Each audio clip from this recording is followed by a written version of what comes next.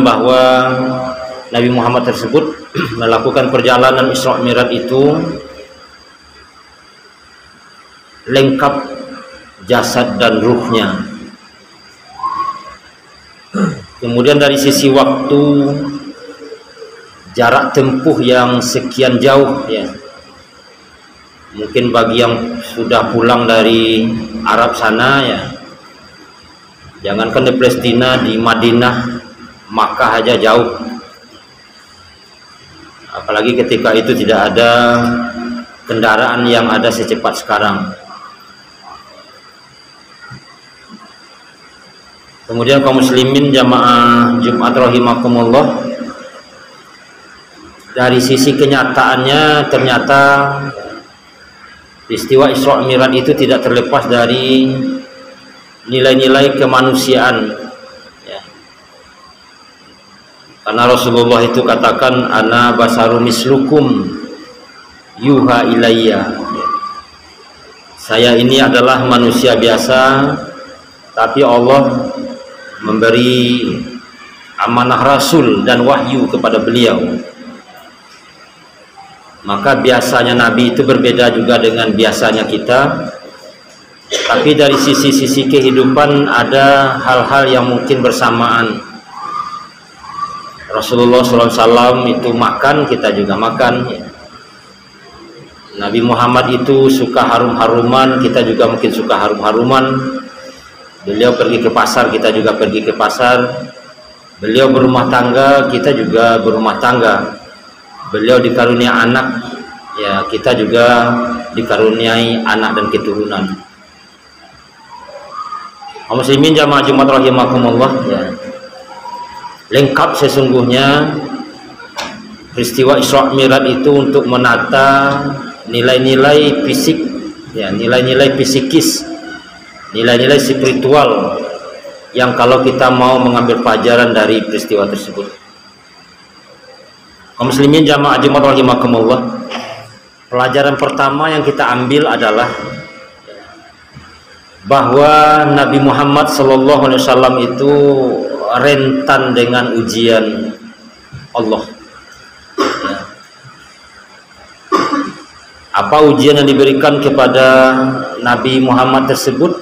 Sebagaimana kita maklumi bersama, kalau peristiwa Isra Mi'raj itu 27 Rajab ya, berarti awal-awal bulan lah, atau awal-awal tahun menjelang itulah, ada dua peristiwa penting yang terjadi pada diri Nabi itu. Yang pertama, meninggal istrinya Siti Khadijah ya. Yang kedua, meninggal pamannya Abu Talib. Kaum muslimin jamaah Jumat rahimakumullah ya. Dua orang ini adalah orang yang sangat berjasa dalam kehidupan Rasulullah ya. Walaupun SK-nya dari Allah Subhanahu wa taala ya, amanah Rasulnya itu dari Allah Subhanahu wa taala, tapi Siti Khadijah dan Abu Talib itu memiliki peran penting dalam kehidupan beliau. Dan itu pun yang dipanggil oleh Allah Subhanahu wa taala meninggal dunia. Dari beberapa literatur kita baca, ternyata Siti Khadijah itu adalah seorang pengusaha sukses ketika itu. Nabi juga berdagang dengan pamannya, tapi tidak sesukses Khadijah. Diceritakan bahwa Siti Khadijah itu mendengar bahwa ada seorang pemuda yang jujur, cekatan, berhasil dari sisi perdagangan. Maka beliau juga mengajak Muhammad SAW ketika itu untuk ikut berdagang. Dan diberilah modal Nabi Muhammad dalam satu cerita. Ternyata Rasulullah SAW itu berhasil melakukan perdagangan,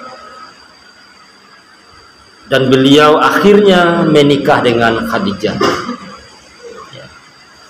Kalau usia barangkali dibandingkan sekarang agak berbeda. Nabi 25 tahun, Siti Khadijah 40 tahun. Kaum muslimin jamaah Jumat rahimakumullah, ya, ternyata Siti Khadijah ya ketika menikah dengan Muhammad sallallahu alaihi wasallam adalah orang yang memiliki atensi besar dalam perjuangan Rasulullah. Ya. Di saat Rasulullah SAW menerima wahyu, maka Siti Khadijah lah dengan kecerdasannya memberikan penyabaran kepada Rasulullah, memberikan penguatan kepada Rasulullah. Kaum muslimin agak paradok berbeda pemikirannya, ya. Masa kok seorang nabi, ya, amanah dari Allah Subhanahu wa taala, lalu ada atensi manusia lain yang diceritakan seakan-akan berpengaruh juga kepada perjuangan. Ini menunjukkan kaum muslimin bahwa nabi sekalipun, ya, apalagi kita manusia biasa, ya, kita butuh atensi orang lain, ya, kita butuh bantuan orang lain, kita butuh dorongan orang lain, kita butuh petunjuk orang lain. Dan ini pula lah barangkali nilai-nilai manusiawinya yang terjadi di Rasulullah tersebut. Siti Khadijah orangnya cerdas, bijaksana, mampu, ya, memberikan kepercayaan kepada seseorang, lalu kepercayaan itu diemban dengan baik, maka jadilah dia orang yang berjasa dalam kehidupan Rasulullah. Kaum muslimin jamaah Jumat rahimakumullah. Yang kedua Abu Talib, ya. Abu Talib sampai akhir hayatnya dicatat tidak pernah mengucapkan kalimat syahadat. Artinya dia tetap berada pada agama di luar agama kenabian. Ada riwayat yang mengatakan memang beliau komat kamit menjelang meninggal dunia, wallahu a'lam bishawab, ya. Tapi yang pasti beliau tidak tercatat sebagai orang yang memeluk agama Islam di zaman Rasulullah. Tapi apa atensi Abu Talib kepada Nabi Muhammad? Ya, beliau adalah pemimpin Quraisy. Ketika itu suasananya, ketika tidak dilindungi, ya, mungkin akan terjadi hal-hal yang tidak diinginkan.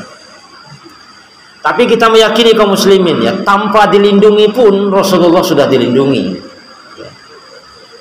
Makanya nilai-nilai manusiawinya sangat nyata sekali, bahwa dalam hidup ini kita tidak hanya butuh kepada orang-orang yang katakanlah seiman dengan kita, tapi kita juga berhubungan dengan orang-orang yang tidak seagama dengan kita. Dan ini pula lah yang dibicarakan orang hari ini, moderasi beragama namanya, macam-macam. Tapi kaum muslimin jamaah Jumat rahimakumullah, masalah akidah tentu tidak ada tawar-menawar sama sekali.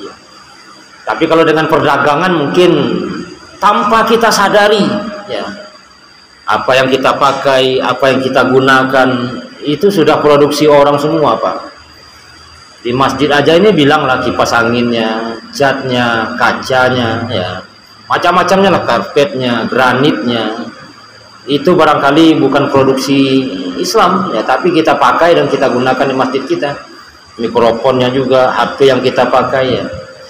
Jadi masalah duniawiyah tentu barangkali kita bisa memakai pakaian diciptakan oleh orang lain, ya. Berdagang juga seperti itu, ya. Kalau orang yang sholat saja berbelanja kepada kita tentu tidak mungkin juga. Tapi alangkah baiknya kalau sekiranya, ya, beras misalnya ditanam oleh orang yang sholat, diresmiling oleh orang sholat, dijual oleh orang sholat, dibeli juga oleh orang sholat, dimakan oleh orang sholat, akan lebih bagus, ya. Dan inilah agaknya perlu bagi generasi muda memikirkan ini, ya. Pakai yang kita makan, makanan yang kita makan, pakaian yang kita pakai, makanan yang kita makan, segala sesuatu yang kita pergunakan belum lagi menjadi produksi kita, ya. Satu ketika nanti insya Allah akan menjadi produksi kita.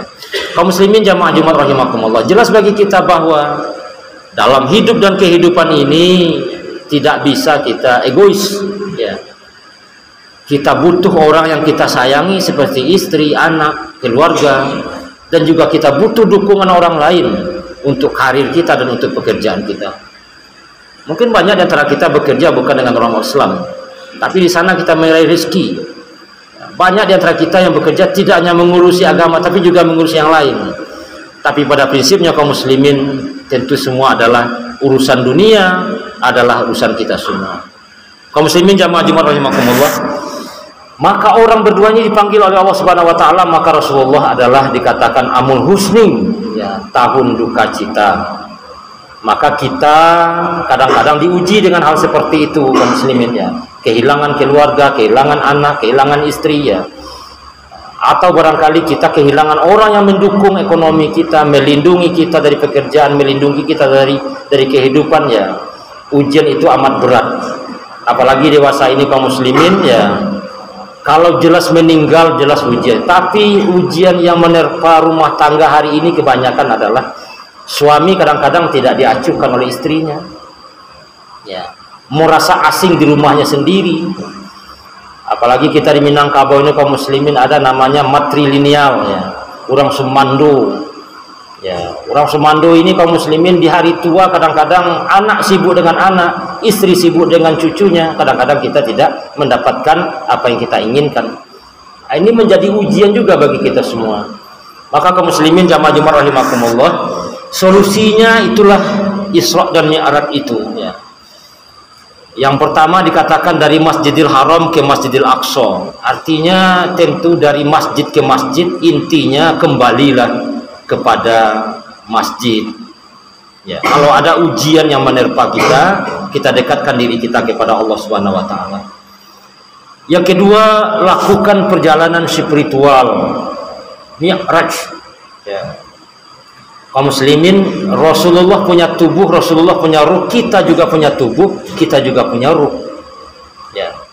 Makanya dalam beribadah kepada Allah itu harus include antara rohani dan jasmani, ya. Banyak orang yang sholat dalam sejarah sampai ada asyar bekas di keningnya, lalu juga tidak mampu untuk mendapatkan surganya Allah. Tetapi ada orang diceritakan oleh Rasulullah SAW, kerjanya biasa-biasa aja, tapi dia menjadi ahli surga. Dapat oleh kita kesimpulan bahwa ibadah kepada Allah itu diawali dengan kesadaran dan niat yang ikhlas, ya. Untuk Allah kah? Tidak, untuk kita. Allah tidak butuh ibadah kita. Maka Al-Junaid Al-Baghdadi dalam sejarahnya, ibadah itulah bukti bahwa penghambaan kita kepada Allah Subhanahu wa taala. Kaum muslimin jamaah Jumat rahimakumullah, ini jugalah ayat yang dijelaskan kepada kita, ya ayyuhallazina amanu sta'inu bisabri wassalah innallaha ma'asyabirin. Wahai orang-orang yang beriman, minta tolonglah kamu dengan sabar dan sholat, ya, sesungguhnya Allah beserta orang-orang yang sabar. Isra Mi'raj akan tetap diperingati, tapi perjalanan hidup kita akan berdinamika. Dua ini diuji oleh Allah, kehilangan keluarga, diuji oleh Allah tidak mendapatkan kesempatan dari orang-orang yang mungkin melindungi kita. Namun kita perlu mendekatkan diri kita kepada Allah dengan melaksanakan sholat dan berbanyak bersabar. Mudah-mudahan ada manfaatnya.